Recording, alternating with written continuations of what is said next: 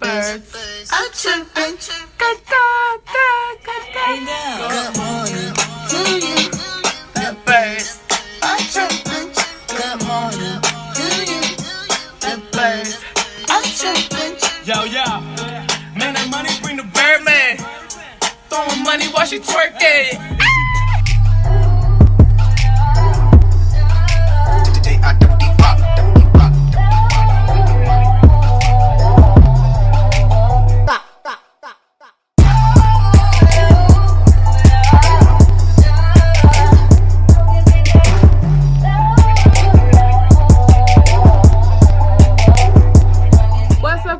It's your girl Deja D here, and I'm here with another Deja Talks.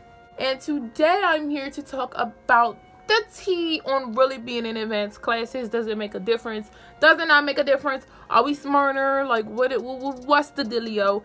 And I'm also here to really explain what the IB program is, because there are not a lot of videos and there's not a lot of information out there on what the IB program is, unless you're like Googling it on the website, which is still pretty confusing in itself.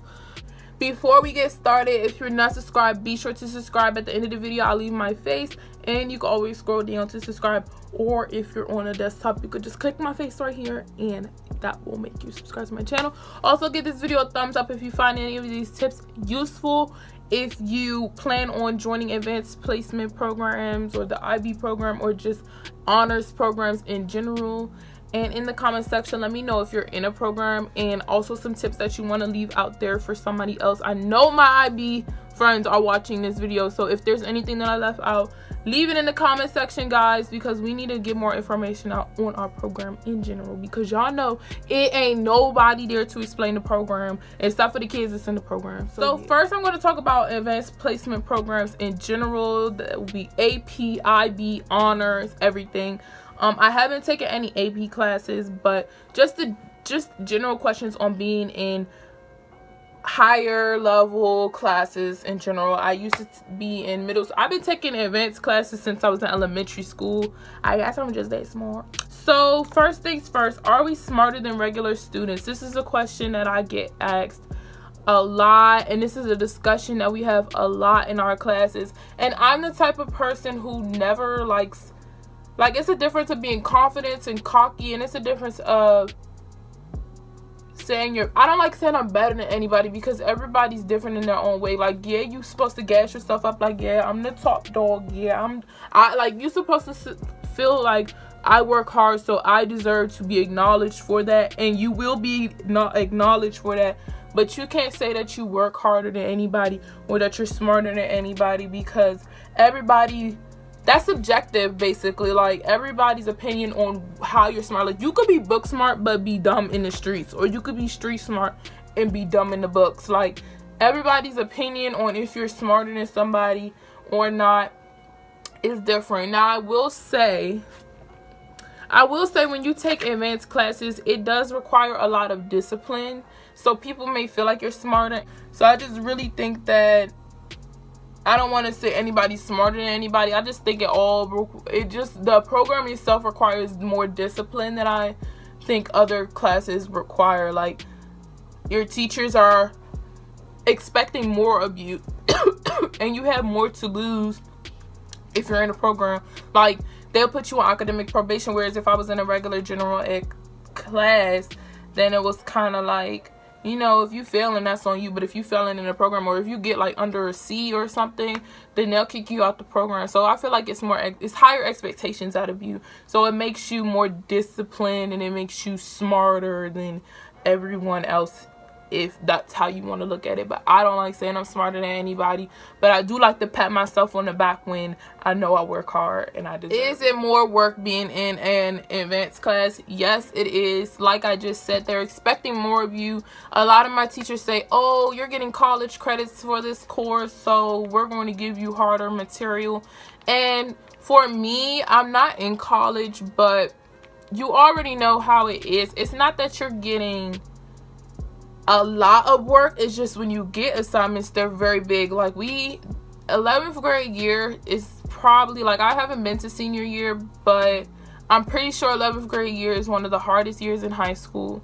Everybody says that, seniors say it, teachers say it, everybody says it, and I'll come back on here my senior year and tell you all if that's true. But I feel like this is one of the most stressful years of my whole high school experience. I think I talked about this a little bit in my Get Ready With Me. I'll leave that linked above. But the work itself, I feel like it kind of relates to college, where you get really big assignments that are very time consuming. You have to time manage it. You have to, like, you know, every assignment you get is really big, and they might give you a few days to do it. So it's not that you're getting a lot of work.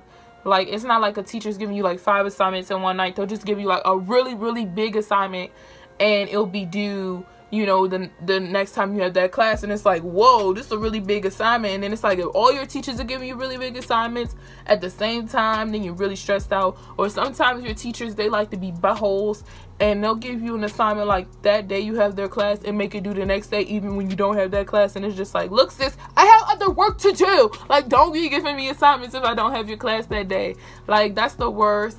It's just a lot that goes into it. You have to really time manage, and some nights you're just gonna, you know, that's when my eyes getting dark. But some nights it's just like, look, I don't want to do this homework. Like, what? Like, every assignment you get is just really big, and it's gonna take a lot of time from you. So it's just like, no, don't give me assignments if it's not my day to have your class. Like, hold your horses. I got other work to do. So, is it more work?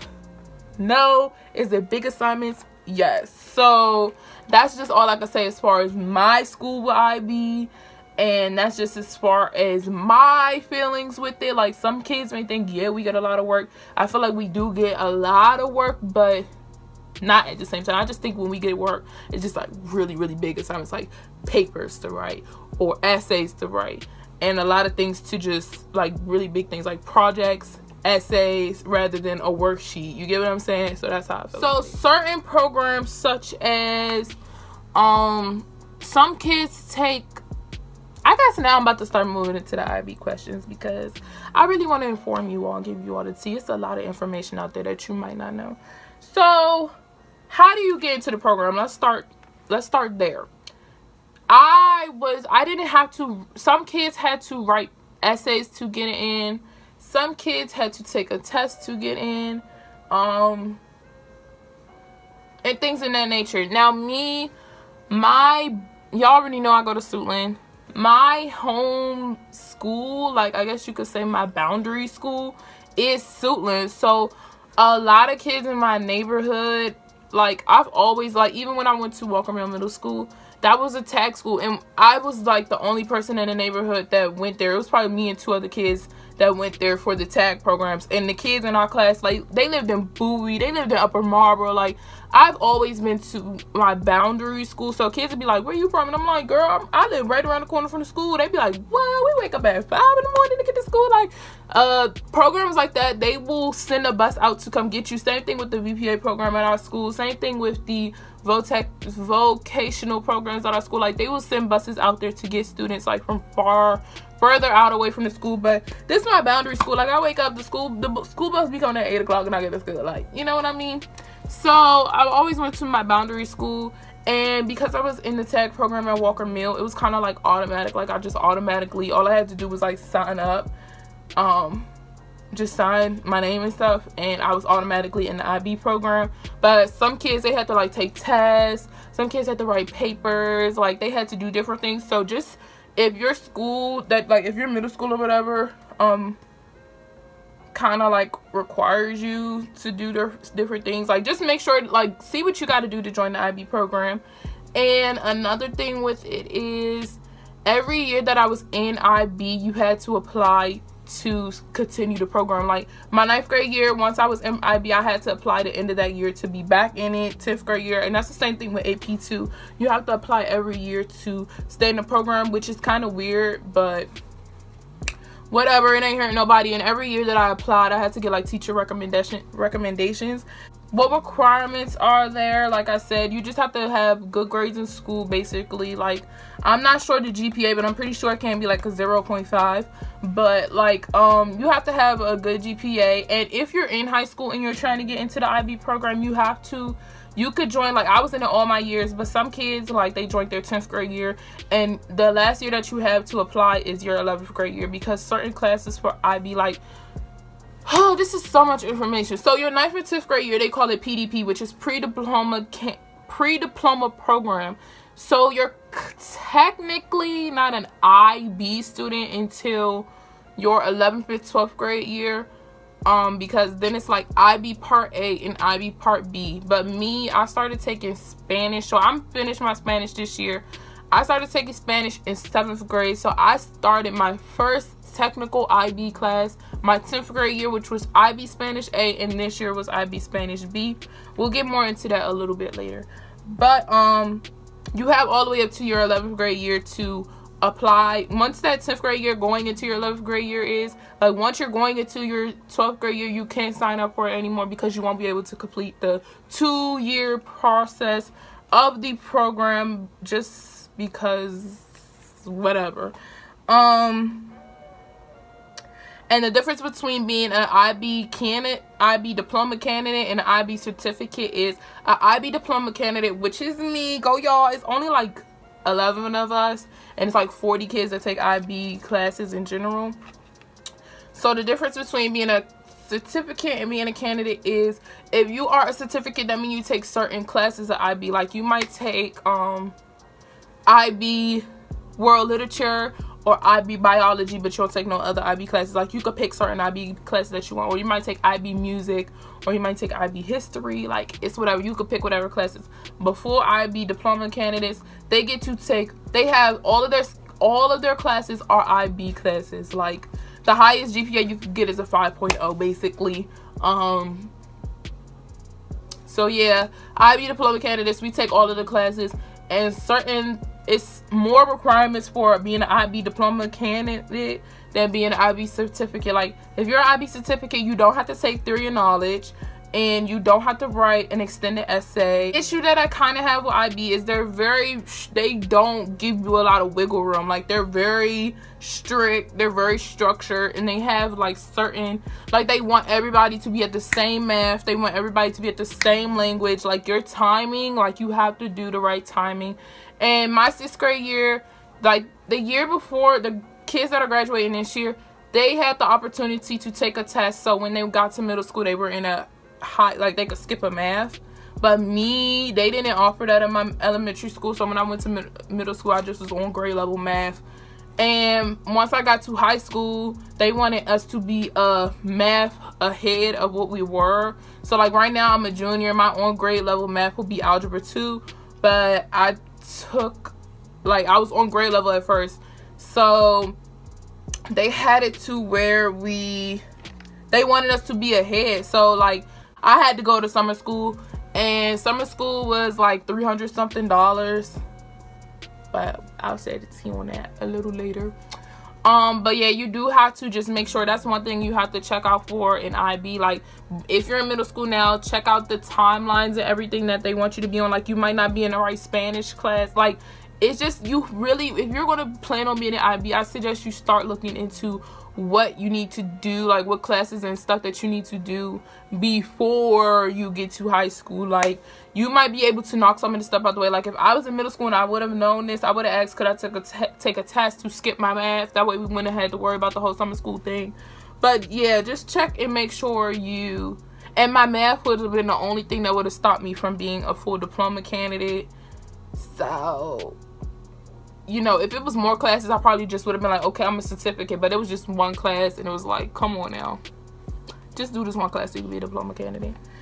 So with IB, like I said, it's a 2-year program, your junior year and your senior year. But you do take your stuff, you know, 9th and 10th grade. But 9th and 10th grade is kind of like prepping you for everything. At my school, it's a lot of IB classes. Like, they have IB dance, IB music, IB theater. But check and make sure your school has whatever classes you want to offer. Like, I know there's IB physics and stuff like that, but my school doesn't offer that.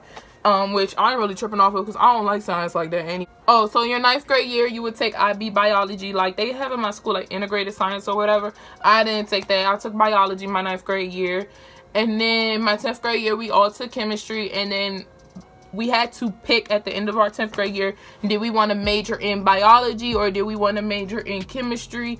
And then you split off, and that's what we majored in, like, our next 2 years. Like, my 11th grade year, like, I chose biology because honestly I don't like science, like that kind of science. So I was like, no thanks, I'm gonna choose biology. It was way easier than chemistry, and I didn't like none of the teachers there, we're gonna be completely honest.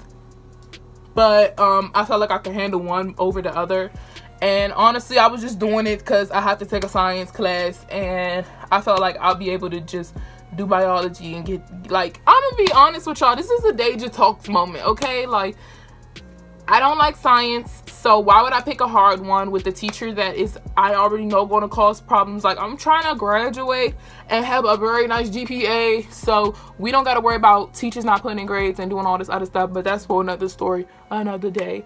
So I just chose biology because I felt like I would be able to do better in that, and whatever the case may be. Your 11th and 12th grade year, we had to choose whether we wanted to do psychology or art.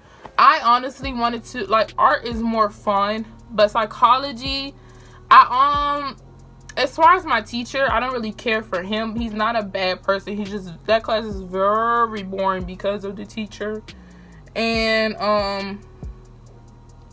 it's kind of like, I'd rather just take my psychology because that can give me credits to college. And since I want to be a psychologist and a therapist, I felt like, you know, they just be more mature. You know, our class is going to be fun and all, but worry about your future. You know, like, you can have fun later on when you don't have to take those college classes if you do a good job in psychology. And, you know, it'll help you get more information before you go to college. That way you won't be, like, dumbfounded, especially since this is a college level course.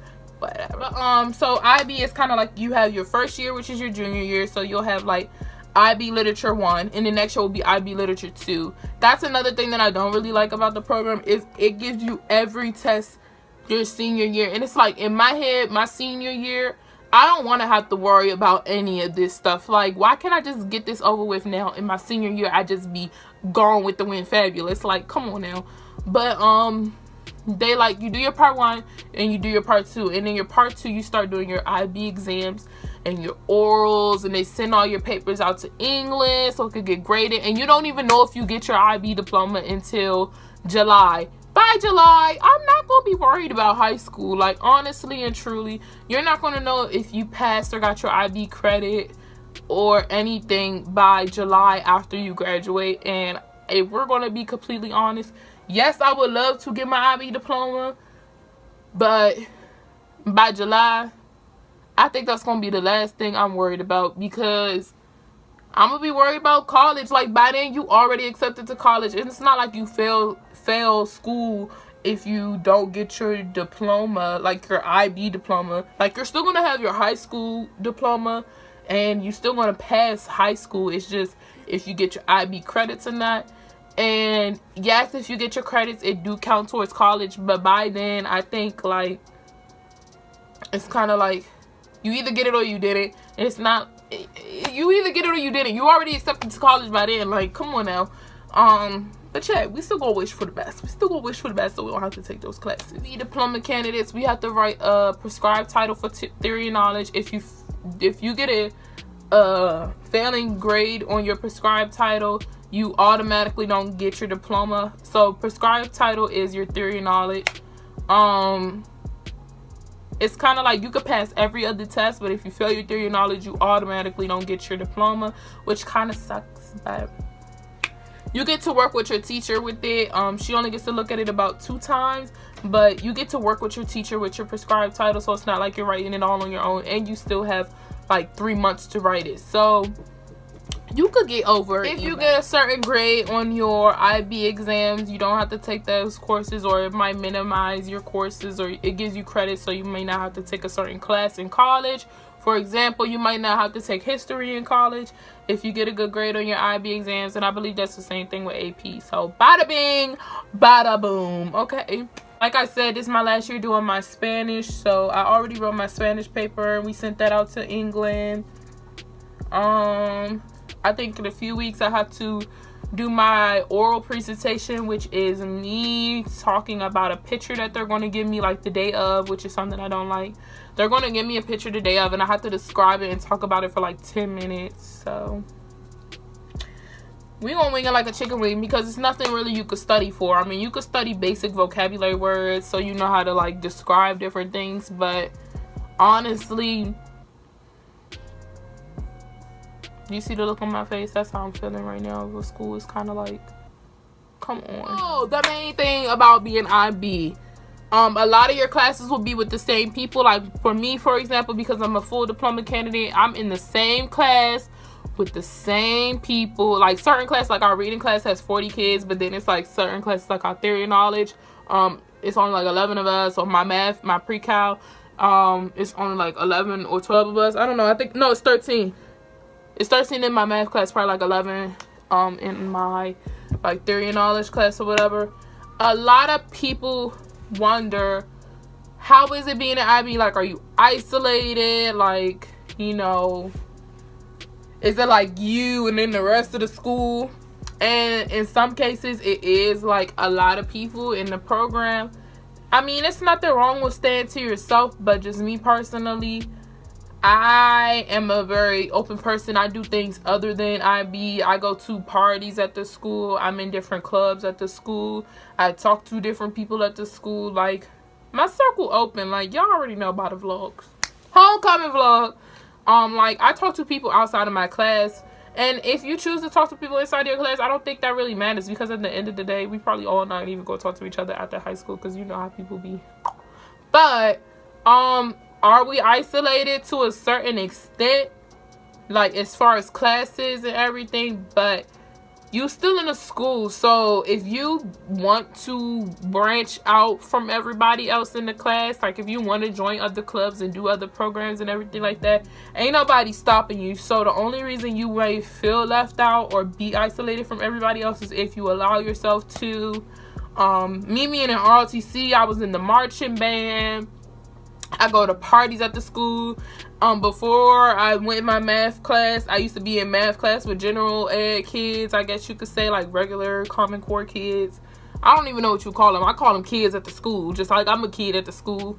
I took gym class, like social media, things like that. Like I talk to people, so you know, you talk to somebody and then they talk to somebody, so then you start talking to somebody and then it's kind of like, oh, we follow each other, so it's like we talk to each other, and then it's like you see each other in the hallway. Like, I talk to people, so the only thing that's going to keep you isolated from everybody else is not going to be because of your class. It's going to be because of you not wanting to talk to other people. If all you're doing at your school is schoolwork, whether that's high school, college, elementary school, middle school, whatever the case may be, if all you're doing is your schoolwork and you're not socializing with people, that's on you. Like, don't say, oh, this program's going to isolate you. No, you're going to isolate yourself. And like they say, oh, that's not the Delta sign, y'all. Like they say, it's a pyramid. It's like you have your social, then you have your sleep, and then you have your work. You gotta balance that pyramid however you want. As you all see, I'm clearly lacking sleep. Sorry. I'm clearly lacking sleep. But yeah, you just gotta balance your life and balance your time how you feel like it is necessary. If you feel like you need your social life and your schoolwork, do you. But something's gonna have to pay for that. So as you all see, everybody that's in advanced classes is not a nerdy nerd, because your girl here is not a nerdy nerd. And if you want to join an honors program, just make sure your grades and everything is Gucci and you will be in there. It's not very hard. They're not very strict. They're not bums. I feel like, especially for like IB program, as long as you like have good grades and you do what you're supposed to do, you'll be good as far as getting in the program. But the hardest part is staying in the program. because if teachers see that you're not doing what you're supposed to do, and it's not like, you know, you do your work and you're failing everything, that can get you kicked out, but they'll work with you because they'll clearly see you're struggling, and everybody that's in the program doesn't have straight A's. So don't feel intimidated because it's like, oh, you know, I'm not doing good on tests, so they're going to kick me out. No, they'll kick you out for not doing your work. But if you do your work and you're like struggling, they'll work with you to help it. But after a while, if they see you just can't handle it, then they'll put you in regular classes. And just because you're in IB does not mean that you're smart. Just because you're in AP doesn't mean that you're smart. So don't be big-headed in yourself, because half of y'all not even doing good in those classes. So maybe y'all do need to go back to general education classes. I'm just saying. Like, a lot of people, they get in these high advanced classes and they get really big-headed. Like, you could be in IB beginning E's. So you really, I think you will benefit from being in the regular classes. Like, do what's going to benefit you. Like, I wouldn't be in IB if I was struggling and getting D's and E's. And a lot of people think that just because you're in IB, you're smart. Like, no, boo-boo. And a lot of other things. Like, it's a lot of things I want to say concerning advanced classes. Even me being in it, it's still a lot of things I want to say. Like, a lot of people be like, because our grades are weighted, a lot of people be like, oh my god, you have over a 4.0, blah blah blah. Honestly, if it's unweighted, I have like a 3 point something. Like,